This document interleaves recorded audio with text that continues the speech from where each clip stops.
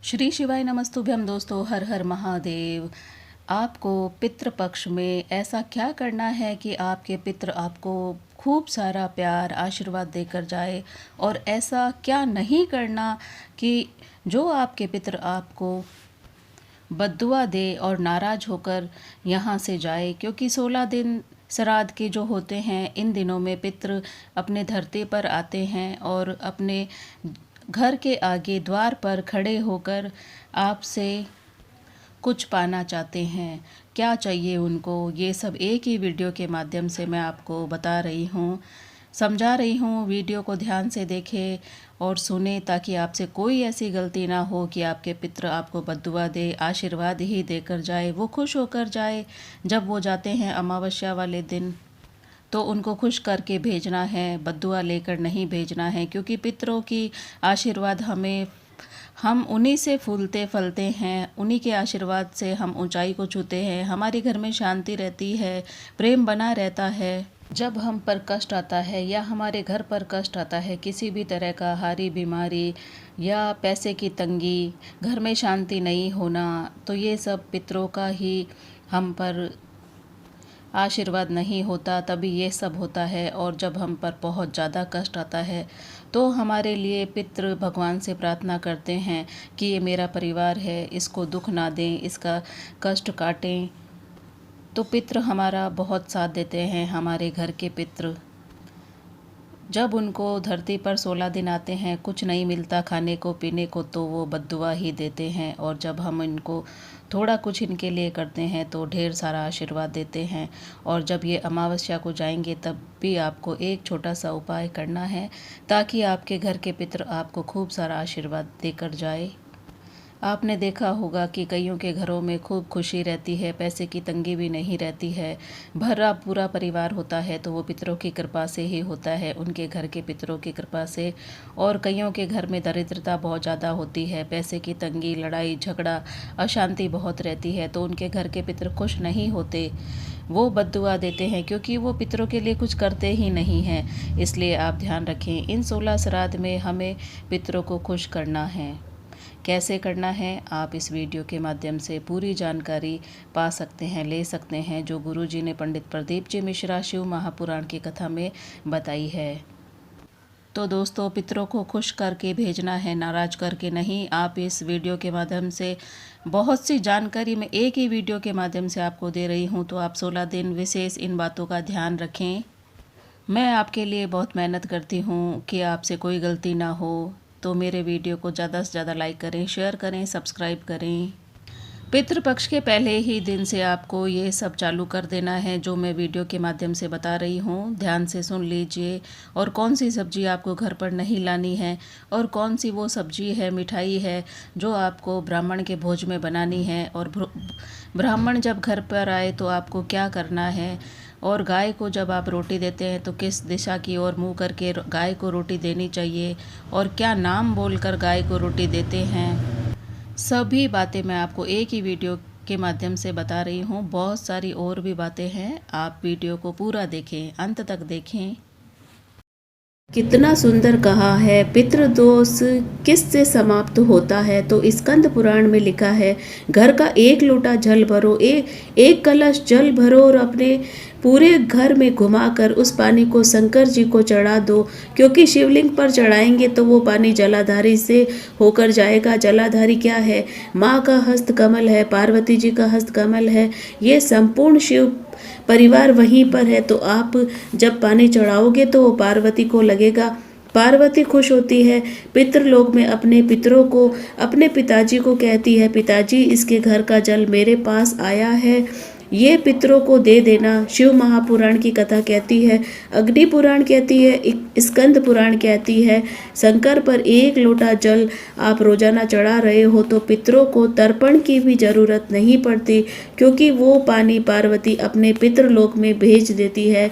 तो श्राद्ध पक्ष में ये एक लोटा जी को चढ़ा दो। दोस्तों, श्राद्ध की कुछ उपाय, कुछ प्रयोग जो गुरुजी ने बताए हैं मैं आपके साथ में शेयर कर रही हूँ। आप ध्यान रखेंगे तो आपके पितृ खुश होकर आपको आशीर्वाद जरूर से देंगे। आपके घर का पितृदोष दूर हो जाएगा।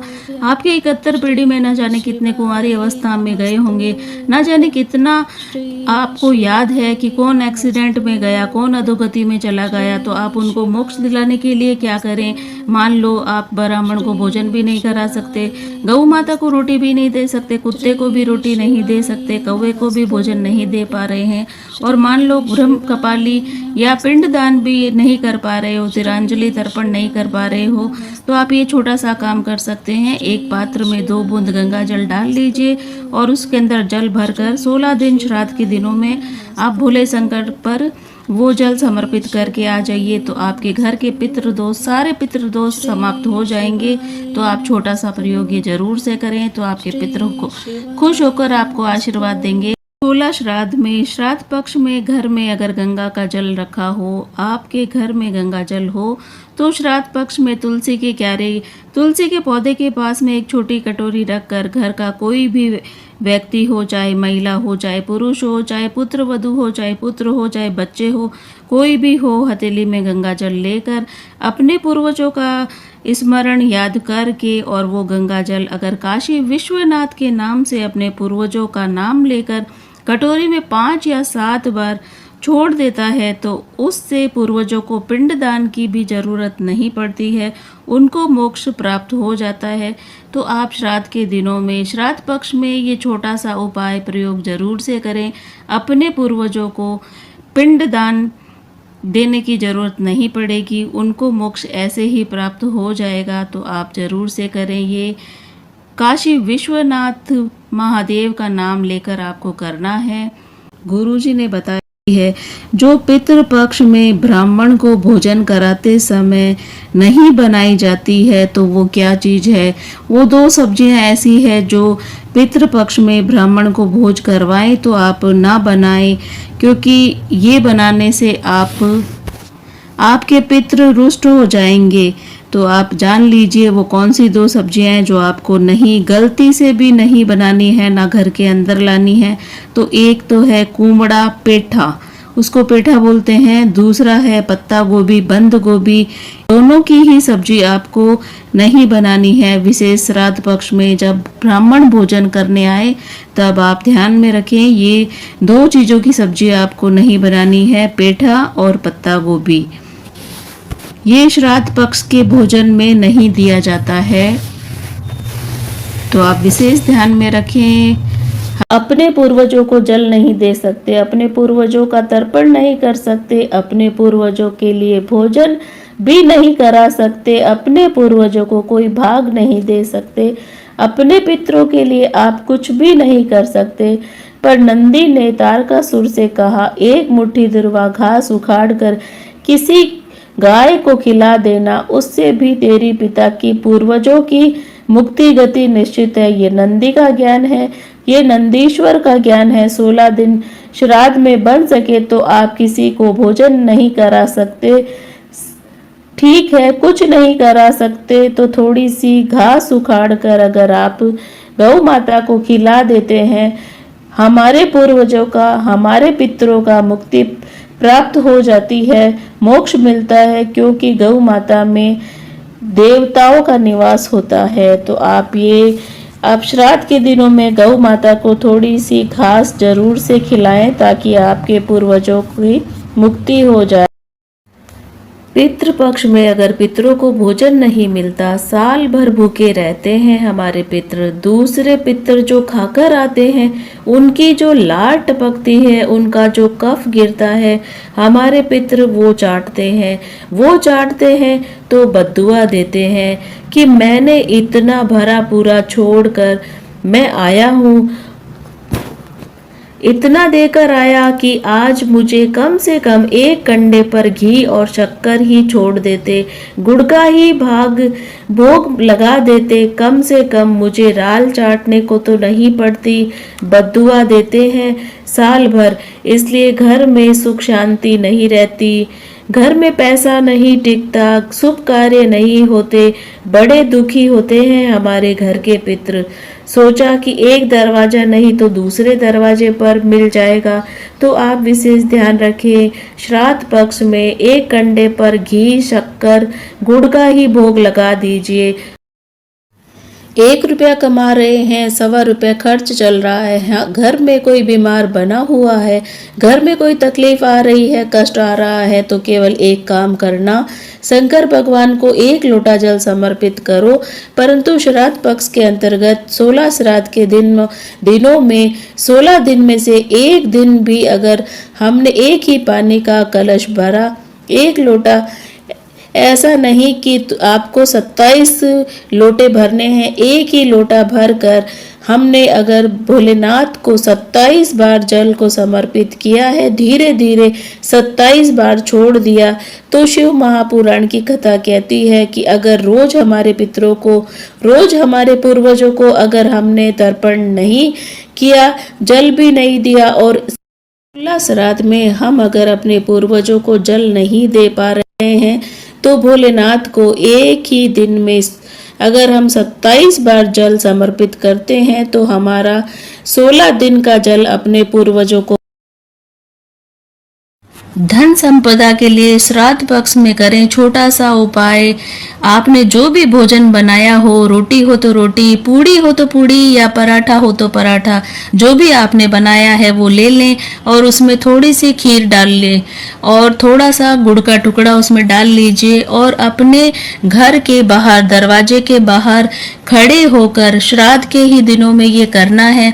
तो विष कपि या वृक्ष कपि अवतार का नाम लेकर गौ माता को जो खिला देता है, उसके घर में कभी धन संपदा की कमी नहीं होती है, धन की कमी कभी होती ही नहीं है। श्राद्ध पक्ष का ये स्वरूप है विष कपि अवतार। तो श्राद्ध के दिनों में विष कपि अवतार को आप जरूर से एक बार याद करके गौ माता को रोटी खिला दीजिए, तो धन संपदा की आपके घर में कभी कमी नहीं आएगी।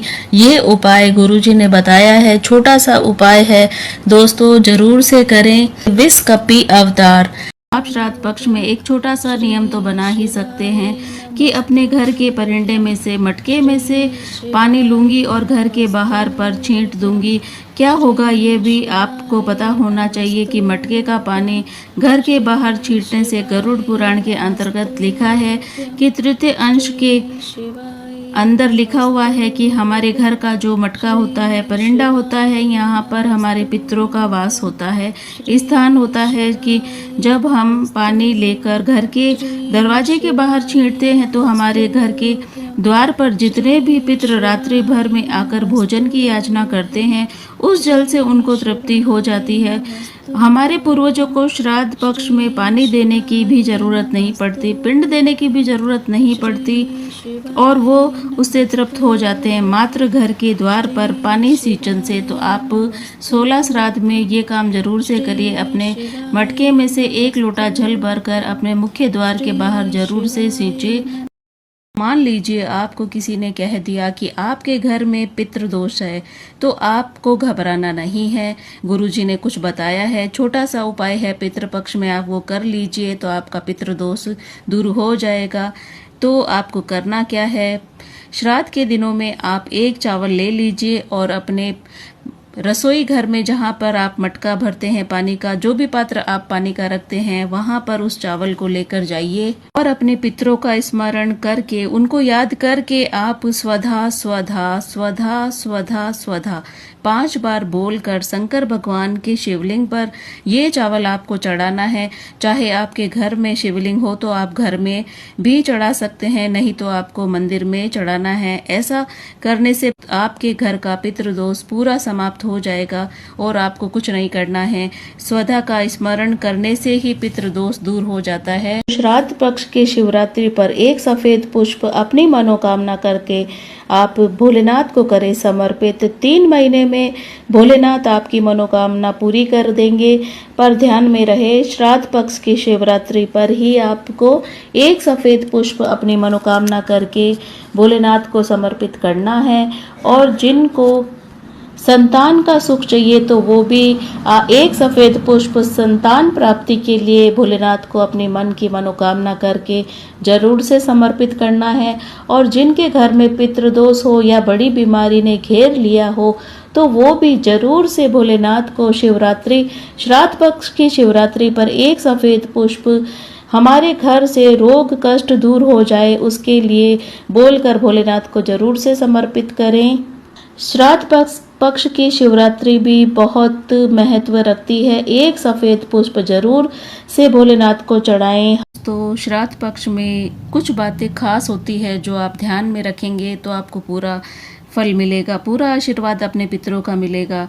तो आपको ध्यान में ये रखना है कि श्राद्ध पक्ष में ब्राह्मण को भोजन कराते समय, श्राद्ध पक्ष के भोजन करवाते समय अगर पूर्व पश्चिम उत्तर का होता है तो श्राद्ध पक्ष के भोजन का फल आपको नहीं मिलता है। ब्राह्मण का मुख अगर दक्षिण की ओर होता है तो हमारे घर के जितने भी पितृ उस तिथि में गए होते हैं सबको उसका भाग मिल जाता है और पितृ दोष समाप्त हो जाता है। ये भी एक छोटी सी बात है जो आपको ध्यान में रखनी है कि ब्राह्मण जब आपके घर में भोजन करने आए तो उनका मुख दक्षिण की ओर होना चाहिए, तो आपको उस भोजन का पूरा फल मिलेगा, आपके पितरों को भी उसका भाग मिलेगा। तो आप ध्यान में रखें ब्राह्मण देव का मुख भोजन करते समय दक्षिण की ओर होना चाहिए। दो चीज़ें हैं जिनको श्राद्ध पक्ष में बना दिया जाए तो पितृ उस वस्तु का पान नहीं करते, पितृ उसका सेवन नहीं करते हैं और बद्दुआ देकर जाते हैं।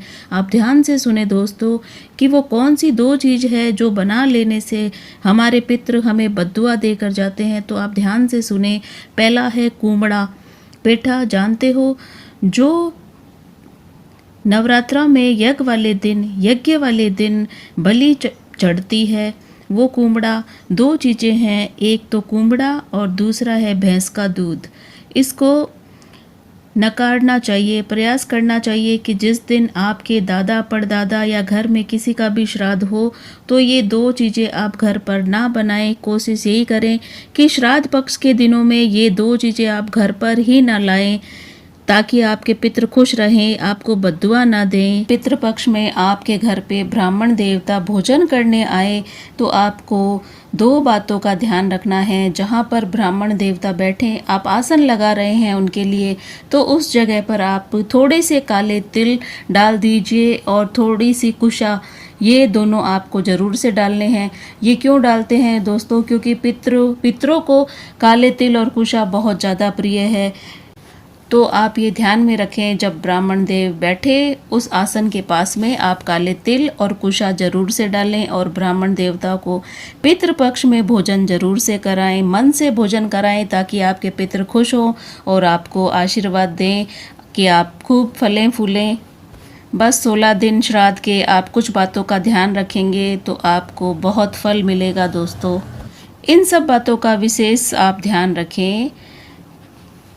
श्राद्ध पक्ष में जब आप ब्राह्मण को भोजन करवाते हैं तो आपको पता होना चाहिए कि भोजन में क्या बनाना सबसे ज़्यादा ज़रूरी है, जो गुरुजी ने बताया है पंडित प्रदीप जी मिश्रा ने। मैं आपको भी बता देती हूँ, शेयर करती हूँ आपके साथ में, ताकि आप भी कोई गलती ना करें। ब्राह्मण भोजन में, श्राद्ध पक्ष में ब्राह्मण के भोजन में सबसे ज़्यादा ज़रूरी होती है गाय के दूध की खीर, तोरई की सब्जी, उड़द की दाल का भोजन।